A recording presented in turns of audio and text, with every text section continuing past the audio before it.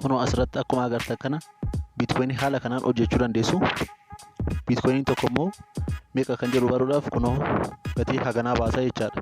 Biitkoiniin tokkichi haala kanaan biitkoinii argachuu dandeessu jechuudha.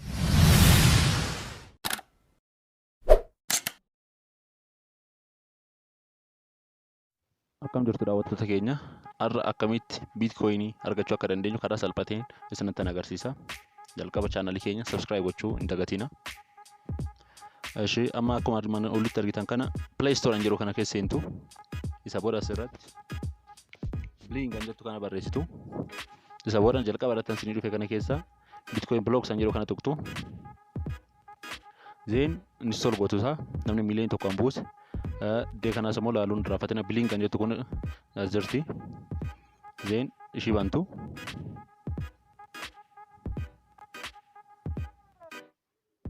Biling Bitcoin blockidha. Yeroo isin taphattanitti geemii taphattanitti inni immoo farankaa Bitcoinii kan isinii kaffala.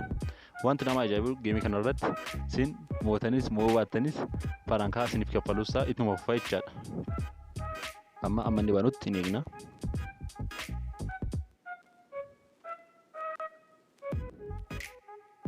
Karaa salphaa ta'e immoo akkamitti akka gara Coinbase mataa keessanii uummattanii gara Coinbase keessaniitti akka ergattanis yeroo dhiyootti isinii kan hojjedha. Coinbase jechaan immoo akkuma baankii Bitcoin kan keessa kaawwatan jechuudha.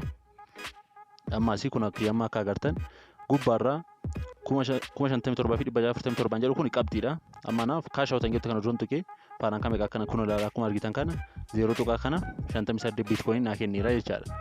Zeen ammas iddoon kaash awut jedheen gara kiyyaatti na ergaa jechaadha. Garuu amma haala taphasaa isinitti agarsiisa. Plan jettu kana tuqna.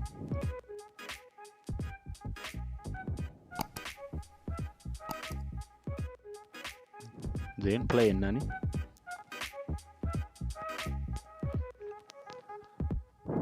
Amma akkuma agartan kana warra wal fakkaatoo wal nyaachisuudha jechaadha taphni isaa. Ishii achi amma asitti walitti baay'istanii wal nyaachisuudha jechaadha. Haaluma armaan olii agartan kana kun ilaala. Asii amma fakkeenyaaf diimaawwan kana asiis walitti baay'istanii iddoo tokkotti baay'ee nyaachuudhaan amma akkanatti balleessinaa asii.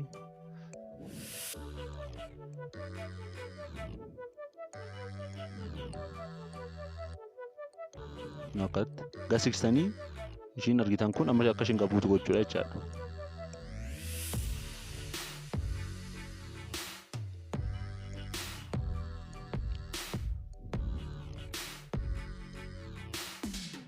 Warruma wal fakkaatan kana nyaachuudha jechaadha. Taphni isaa baay'ee salphaadha. Haaluma kanaan Bitcoin argachuu dandeessu.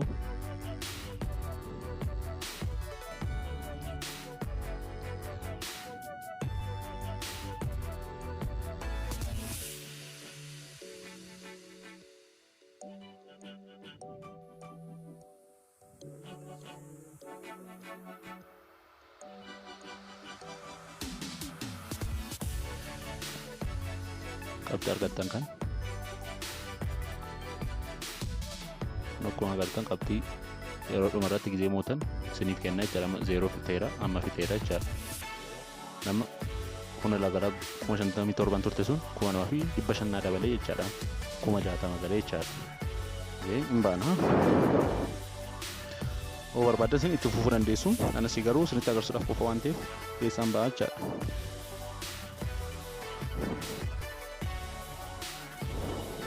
Akkuma agartan 60,000 seneera ammasii farankaan garuu 60,000 kana jechuun Bitcoin 60,000 arganna osoo hin ta'in qabxiidha.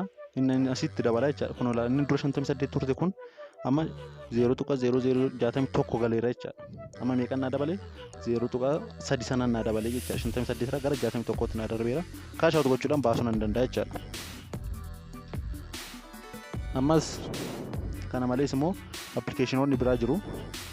Asuma irratti ammas inni kun Bitcoin blockidha. Ammas immoo barbaaddan Blast jettu kun immoo jirtaati. Blast jedhu kanas tuquudhaan haaluma wal fakkaataa ta'e garuu inni kun immoo geemii xinnoo ishee adda ani kan irraa buusedha. Isaas taphachuudhaan taphachuu dandeessu jechuudha, argachuu dandeessu. Farankaa Bitcoin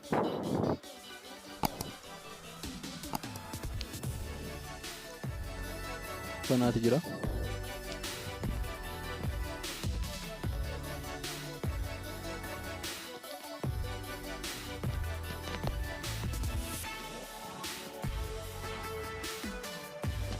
Gabaa nutti eegna. Sharafni isaa har'aas meeqa kan jedhu wajjin kan laallu ta'a.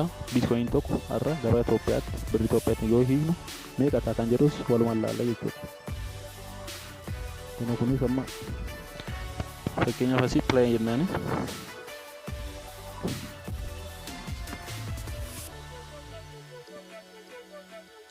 Start jennaani. Amma collect gochuudha jechuudha. Ishee amma lamaan sana asii gadee akka isheen buutu gochuudha taphni isaa.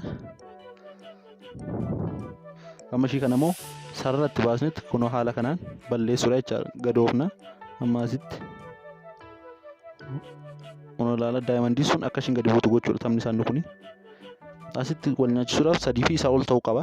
Isaa gadi taanaan wal nyaachuu hin danda'u waan ta'eef amma asitti kunoo akkuma agartan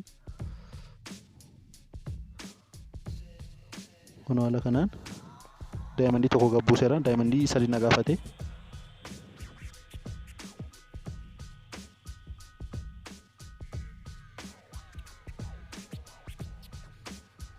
Ammas daayimandii tokko buufadheera.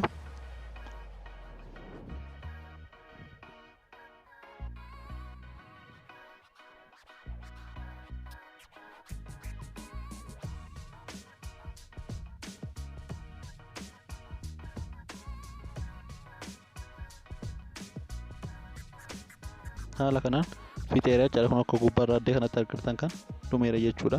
Raayit lama fideera. Fixadheera jechuudha.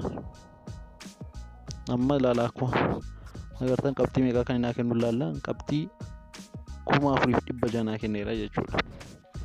Ammas asirratti beekuu kan qabdan taphni inni duraa fi inni kunis dhaabbata tokkorraa waan ta'eef qabxii iddoo tokkotti ni daa. Iimeelii tokko seentu jechuudha. Lamaanuu iimeelii irraa kan tokko fayyadamtanii seentu. Isa booda iddoo tokkotti ni galcha jechuudha. Kunuun fakkeenyaaf kaashaawwan gaafa inni dura 61 ture agartan tapha sirba irratti amma 65 galeera jechuudha. Kun asirratti akkuma agartan kan 65 galeera jechuudha. Haala kanaan deemaati fayyadamuu dandeessu. Har'a immoo biitkoyin tokko meeqa kan jedhu ilaaluu barbaadan biitkoyinii gabaa Itoophiyaatiin har'a biitkoyin tokko meeqa kan jedhu ilaaluu barbaadan kun asii kana fayyadamtanii beekuu dandeessu.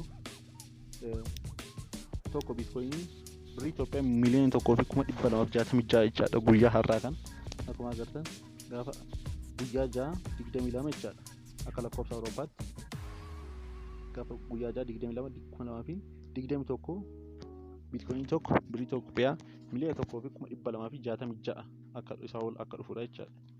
Haala kanaan sin biitkoyin tokko illee waggaa tokkotti hojjechuu dandeessanii qarshii isin argachuu dandeessan qarshii kanaati jechaadha. Qarshii miliyoona tokko haala 266 argachuu dandeessu jechaadha. Haala kanatti fayyadamuudhaan argachuu dandeessu. Siifuu si kaffaleera kan jedhu ilaaluu barbaaddan naannoo kan dura naa kaffaleera kun Coinbase irratti fudhattu. Coinbase irraa immoo akkamitti gara Itoophiyaatti baasuu akka dandeessan isinitti agarsiisa.